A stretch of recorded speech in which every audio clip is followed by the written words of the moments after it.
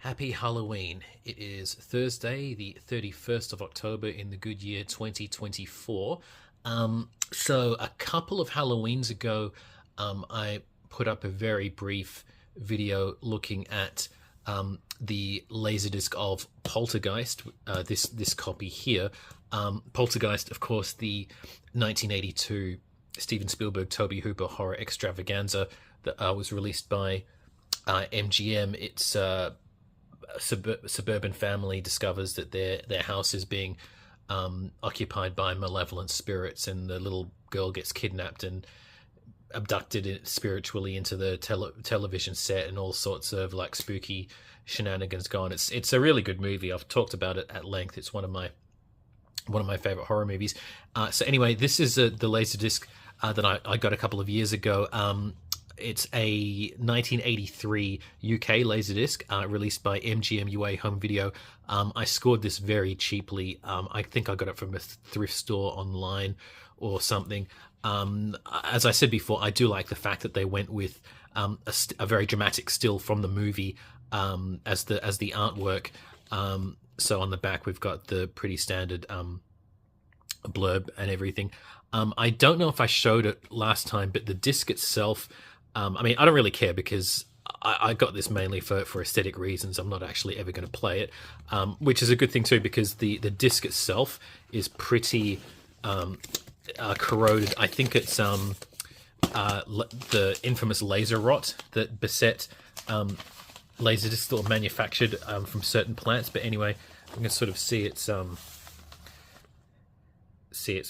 got a lot of discoloration, all that browning, all that yeah. So it's I don't imagine this disc would ever actually play at all. But anyway, I looked at this disc on a previous occasion, but I want to look at something else this time. So this is another Poltergeist LaserDisc, obviously a different edition. This is an American edition that was released by MGM UA Home Video in 1994. As we can see, it says Deluxe Letterbox Edition. So this edition is remastered, so better quality than the previous one, I would imagine, and it preserves the original aspect ratio of the theatrical film. It hasn't been cropped to fit a square television set. So I can't remember where I got this from. I think I got this from eBay. But yeah, so we can sort of see that it's a lot more. The packaging is a lot more elaborate than the previous version. Yeah. So and of course on the front we've got that's the famous artwork from the original theatrical poster and the publicity for the film when it was released back in 1982. Most home video editions, DVDs, Blu-rays, etc., all sort of preserve that image of Carol Ann in front of the television set. Very famous iconography there.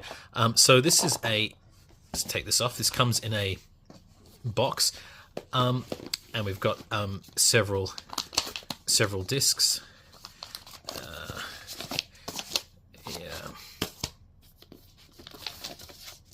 Yeah, so there's no posters or booklets or anything, but that's okay. Yeah, something that's quite interesting about this one is that the other version of Poltergeist that we just looked at was just a single double-sided disc. This one is actually 3 discs, as we've just seen, with 5 sides. So we've got 2 double-sided discs and 1 single-sided disc. So yeah, I imagine that, if for people that were watching Poltergeist via this edition back in the day, it would have been a little bit cumbersome, because after you put the first disc in, you would need to flip the disc a further 4 times to watch the whole movie. So yeah, we can sort of see here. So the movie takes up 5 sides, and then at the end of side 5, which is the side A of disc 3, there are several supplements, like the making of, the international trailer, production stills, etc. So yeah, I mean, I'm sure at the time it would have been great to have the whole movie remastered in the correct aspect ratio, etc. But yeah, I guess it would have been annoying having to having to flip the disc so many times just to watch one movie. A movie, incidentally, that clocks in at less than 2 hours. But my assumption is that because this was remastered with, obviously improved picture and sound quality, the discs had to maintain the integrity of the digital information. It had to have less stuff per side. That's probably why you've got like one, you've got a 114-minute movie that's spread over five discs. But that's okay. That's okay, I guess. So at this particular point in time, I have 2 different LaserDisc editions of the original Poltergeist. I also have 2 different LaserDisc editions of Poltergeist 2, The Other Side. I don't actually have any LaserDisc editions at all of the much maligned Poltergeist 3, which is a film I'm not really a fan of, but I feel like I should get a LaserDisc edition of it just to, for just for completion's sake. I will confess to a degree of irritation anytime I read or hear references to the so-called Poltergeist CURSE, which relates to the supposed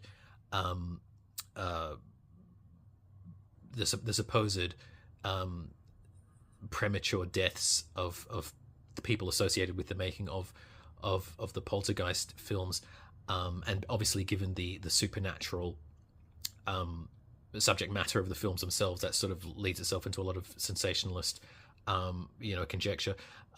So yeah, it's true, there were a couple of premature deaths of cast members, but I feel that to sort of attribute it to anything more than the prosaic truth is to kind of I think it's kind of disrespectful for the sake of dredging up some sensationalist discourse. So Dominique Dunne, the young actress who played Dana Freeling, the teenage daughter in the first Poltergeist, she was murdered in late 1982. So I think it was about 4 months after the release of Poltergeist. She was strangled to death by her ex-boyfriend. And I will say that their relationship had commenced the year before she was in Poltergeist, and the boyfriend in question was a person with a history of violence towards women, and it was very horrendous what happened. And I think to attribute Dominique Dunne's death to anything other than the actions of a evil human being, I think that's enormously disrespectful to her. Heather O'Rourke, who played Carol Ann Freeling, the small girl in Poltergeist 1, 2, and 3, she died in early 1988. So that was during post-production of Poltergeist 3. She actually died before Poltergeist 3 was released. She died from medical complications, which is obviously very, very tragic. But then you get all these people that sort of start looping in all these other deaths that are just crazy, like Will Sampson, who played Taylor, the Native American shaman in Poltergeist 2. He died in 1987, the year after Poltergeist 2 was released. He had a long-running, pre-existing chronic autoimmune disease, I believe. So he wasn't a well person. And also there was Julian Beck, who played the villain, Reverend Kane, in Poltergeist 2. He died, I believe, during post-production of Poltergeist 2. He died from cancer, but he was terminally ill before he agreed to be in Poltergeist 2. I think he knew it was going to be his last movie. So that's, he would have died when he did, even had he not been in Poltergeist 2. So that there's no curse going on there.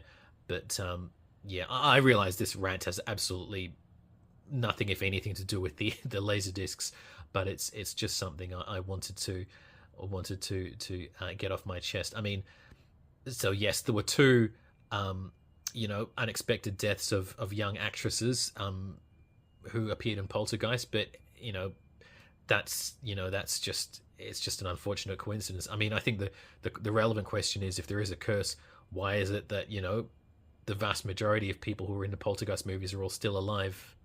I mean, if it was a curse, it was, you know, not a very efficient one. So until next time, beware of scary trees, scary clown dolls, and flooded swimming pools with skeletons in them.